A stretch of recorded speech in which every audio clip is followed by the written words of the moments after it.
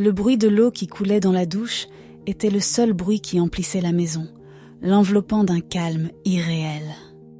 Les gouttes chaudes s'écrasaient sur ma peau comme de minuscules étreintes, laissant des traînées fumantes le long de mon corps. Je me sentais fatiguée, vide, comme si je vivais une vie qui ne m'appartenait pas vraiment. J'étais mariée avec Marc depuis 7 ans. Ensemble, nous avions construit une vie apparemment parfaite.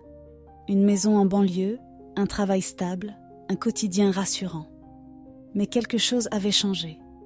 Les nuits étaient devenues froides, les baisers plus rares, les caresses oubliées comme de vieux souvenirs effacés.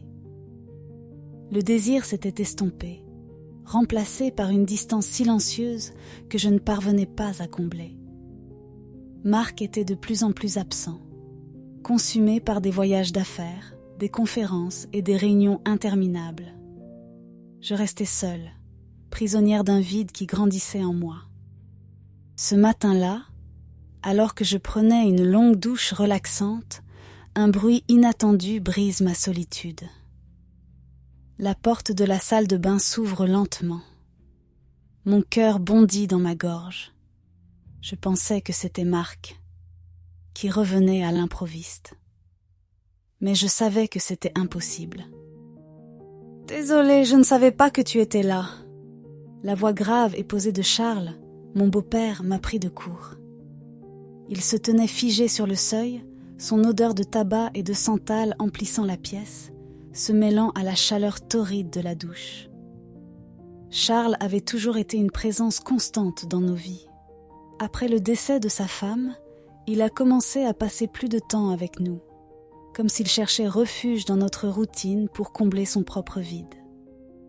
Je me couvris instinctivement de mes mains, mais je ne pouvais ignorer la tension soudaine qui planait dans la pièce.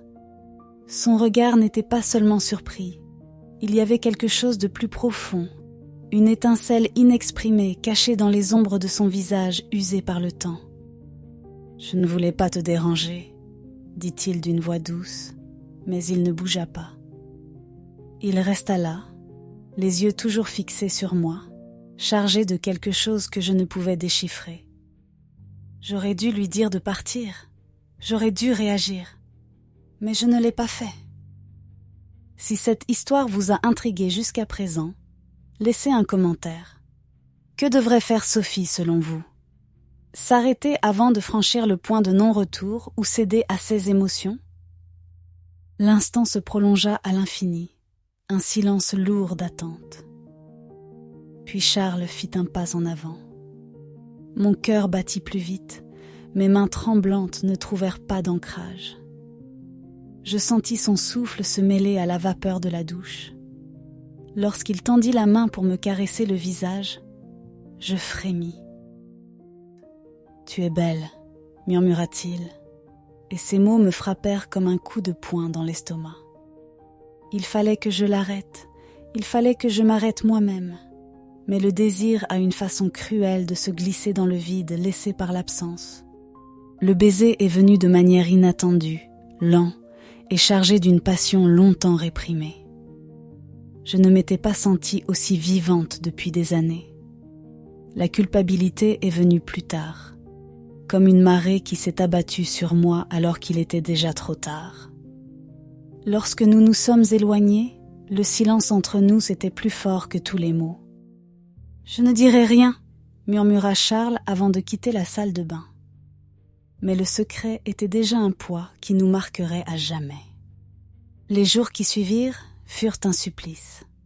Chaque fois que je croisais Charles, le souvenir de cette matinée surgissait comme une ombre inéluctable. Je le sentais partout. Dans le bruit de ses pas sur le parquet, dans le cliquetis des glaçons dans le verre de whisky qu'il sirotait chaque soir, dans la façon dont son regard évitait le mien sans jamais vraiment le lâcher. Un soir, alors que je rangeais la cuisine, Charles entra par la terrasse. J'ai senti sa présence avant même de l'avoir vue. « Sophie !» dit-il à voix basse, empli d'une émotion contenue. Je me tournai lentement, mon cœur battant dans ma poitrine. « Nous ne pouvons pas continuer comme ça !» dis-je à voix basse. « Je sais » répondit-il. Mais je ne peux pas faire comme si rien ne s'était passé. Et vous ? Il y avait une cruelle vérité dans ces paroles. Nous savions tous les deux que ce n'était pas une simple erreur. C'était un désir irrépressible qui nous avait poussés au-delà de toutes nos limites. À partir de ce jour, j'ai essayé de reconquérir Marc. J'ai organisé des dîners romantiques, des escapades en week-end, tout pour raviver la passion entre nous. Mais le mur entre nous est resté intact.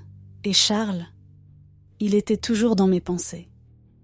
Un soir, j'ai retrouvé une vieille lettre que Marc m'avait écrite au début de notre mariage. Elle était pleine de promesses, de rêves, d'espoir. Je l'ai lue avec les larmes aux yeux, me demandant où nous nous étions égarés. C'est à ce moment-là que j'ai réalisé que je ne pouvais plus vivre dans le regret. Je devais faire un choix. J'ai rassemblé mon courage et j'ai parlé à Marc. Je ne lui ai pas avoué la vérité sur Charles, mais je lui ai dit que je me sentais perdue, que j'avais besoin de me retrouver. Il m'a regardée pendant un long moment, la douleur dans ses yeux étant plus profonde que tout le reste. « Alors prends le temps dont tu as besoin, » dit-il finalement. J'ai quitté la maison pendant un certain temps, à la recherche de réponses. À mon retour, Marc était toujours là, m'attendant. Nous avons décidé de recommencer, une étape à la fois, sans faire comme si le passé n'avait jamais existé. Charles s'éloigna peu à peu, comprenant que sa présence ne ferait que compliquer les choses. Il n'y eut jamais de véritable au revoir entre nous, seulement une séparation progressive qui laissait place à la guérison. Au final, j'ai compris que les trahisons ne sont pas seulement des actes physiques, mais des fractures de l'âme que nous essayons de combler de la mauvaise manière. Je ne sais pas si Marc et moi redeviendrons un jour les mêmes qu'avant, mais je sais que parfois l'amour mérite une seconde chance. Pensez-vous qu'une relation peut vraiment se reconstruire après une trahison ? Laissez votre avis dans les commentaires et abonnez-vous à la chaîne pour ne rien manquer d'autres histoires captivantes.